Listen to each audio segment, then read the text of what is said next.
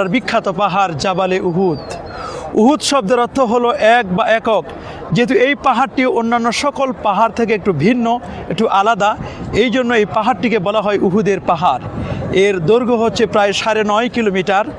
বৈজ্ঞানিকগণ বলেছেন এবং যারা ভূতত্ত্ববিদ তারা বলেছেন উহুদ পাহাড়ের নিচে পুরোটাই আল্লাহ তাআলা স্বর্ণ বানিয়ে দিয়েছিলেন। এই উহুদের পাহাড়ে এই পাহাড়েই পেয়ারা নবী সাল্লাল্লাহু আলাইহি সাল্লামের দান মোবারক শহীদ হয়েছিল। রাসূল আরবি সাল্লাল্লাহু আলাইহি সাল্লামকে যখন দুষ্ট দুরাচার কাফির মুশরিকরা যখন মারার জন্য পরিকল্পনা করছিল, যখন তীর ছুটছিল, সাহাবায়ে কেরাম চতুর্দিকে নবীজিকে ঘিরে রেখেছিলেন।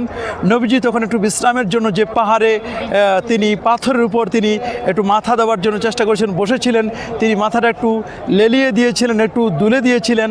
সেই পাথর সেদিন বালিশের মতো নরম হয়ে গেছিল, তুলার মতো নরম হয়ে নবী পাক সাল্লাল্লাহু আলাইহি ওয়াসাল্লামকে আরাম দিয়েছিল।